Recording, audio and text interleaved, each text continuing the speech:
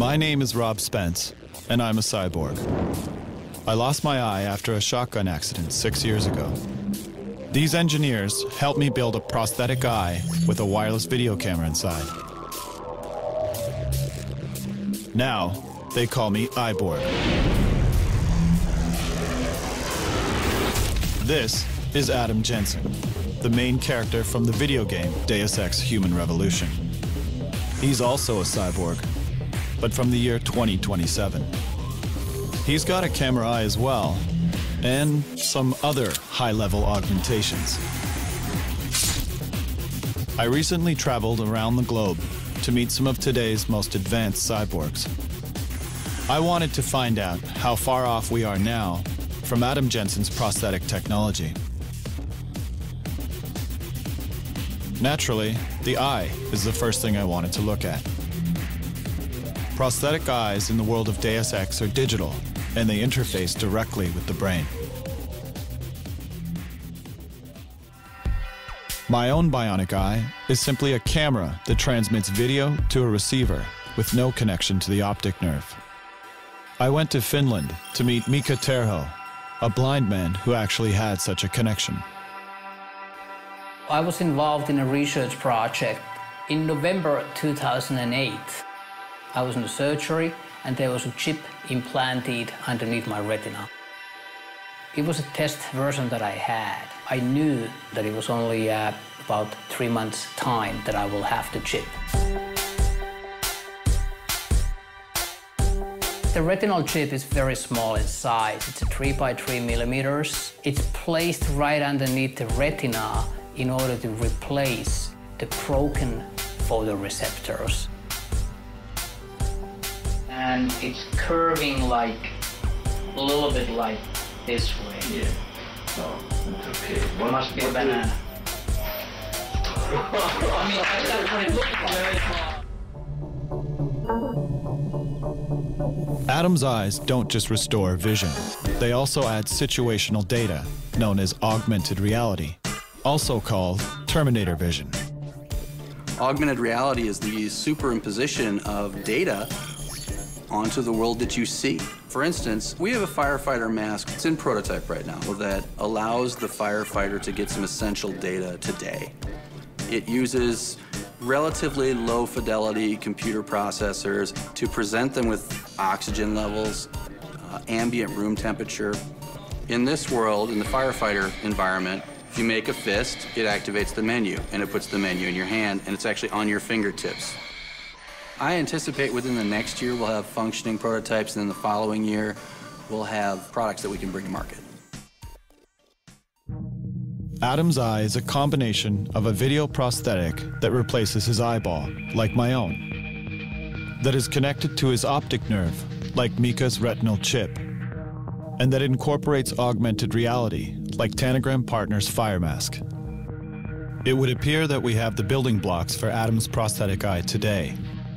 But what about prosthetic arms? Prosthetic arms in the world of Deus Ex are much stronger than human arms, and they have more options.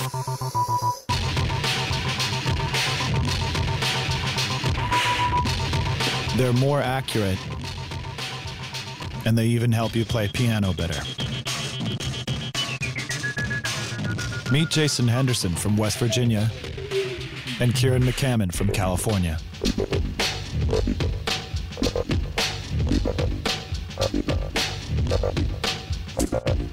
Good afternoon. So these arms are what? I mean, how do these arms work? The remaining muscles that are in your arm have electrical signals that come from your nervous system, and Like these ones? yeah. So I have a myoelectric sensor, one here, and then another one on the other side. So when I contract one muscle, then the hand opens. When I contract the other muscle, then the hand closes.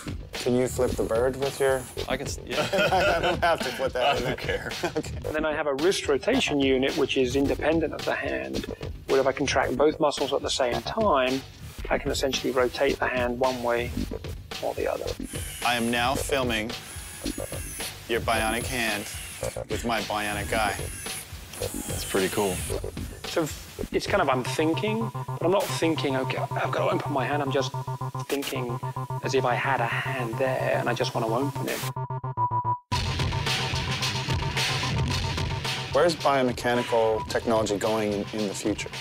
You know, I think this has laid a good foundation with the product line such as the iLim, and I don't know if it'll be robotics that ultimately replace missing body parts, but genetically, I mean, I can see it becoming very quick, you know, next decade or so. Like growing clone genetic arms of your own body? Like I can see growing other adjacent arms and seeing if they attach them? Yeah, I mean, if you plot out, you know, the most famous, I think, Moore's Law, and you just plot the speed, the processing speed of CPUs, you get an exponential curve. For every 18 months, biomechanical devices double in their capabilities, in how better they are in terms of being close to the human body. Weapons, that would be an interesting one.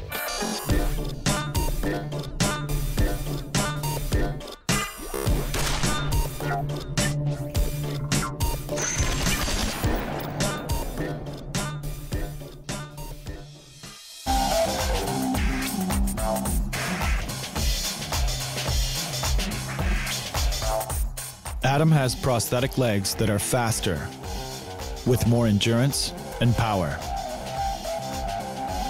Where are we with prosthetic legs today?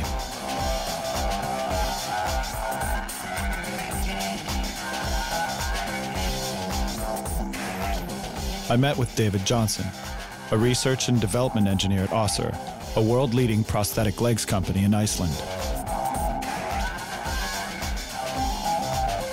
And this is Staff Sergeant Heath Calhoun from Tennessee in the United States, who is actually pretty quick.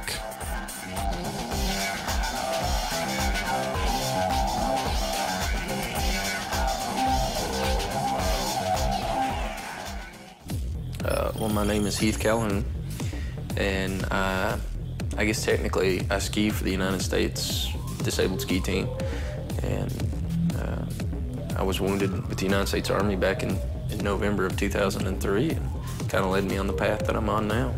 These are your prosthetic legs here that you walk around on all the time. You have a knee unit, the pylon, and then the foot. You got flex in the heel, you got, and it's split so that you get it to flex on both sides. Like a ninja slipper. Like, yes. The knee is a hydraulic knee unit that has a microprocessor inside it. The knee is updated, the microprocessor is updated 50 times a second by a sensor that's in this pylon that tells the knee whether or not to add or remove hydraulic resistance.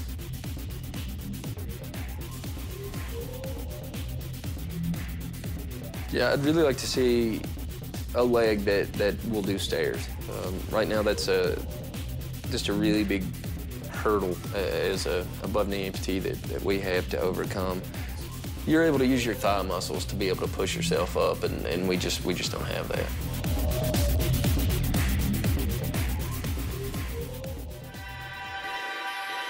At Össur Prosthetics in Iceland, they've developed technology that addresses this problem, the power knee.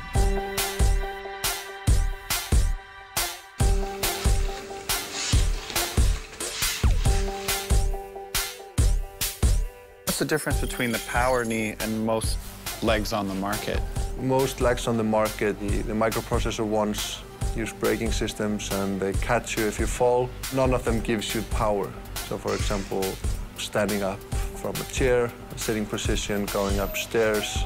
The power knee assists me in getting closer to a normal walking style. As somebody who's at a company developing this stuff, do you find that technology is moving more quickly as time goes on? Yeah, I think technology moves more quickly now.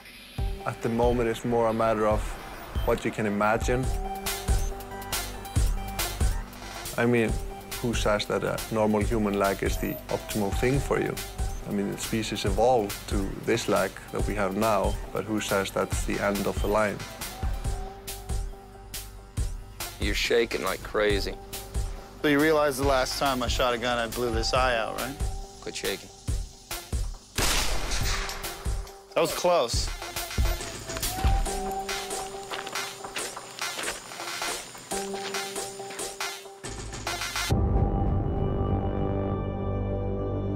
prosthetic arms and legs are beginning to approximate the functionality of our natural limbs. Current bionic technology uses external and kinetic sensors. We're only just beginning to experiment with neural prosthetics like those of Adam Jensen. Is the technology that Adam Jensen have possible by the year 2027? Absolutely. Absolutely will we get there. But the real challenge is the brain-to-machine interface. Every brain is unique, and it grows based on your experience. So where you process a certain piece is relatively where I process it, but there's not an exact location. Well, if you compare any other technical device, cell phones or whatever, and then just the rate of development is so quick. So retinal implants, artificial prostheses will definitely follow the same path.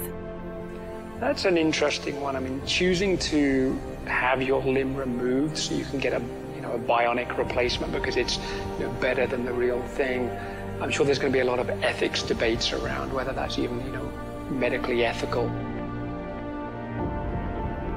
I think technology moves quicker than we imagine. And there are small places here and there in the world trying to do stuff that you don't even know about.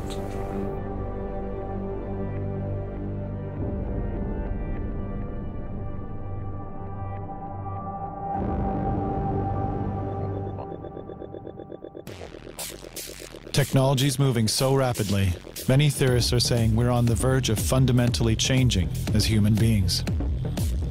In the meantime, for those of us missing parts of our bodies, we'll keep exploring and upgrading. It's possible we are the pioneers of a new cybernetic age, not unlike the world of Deus Ex Human Revolution.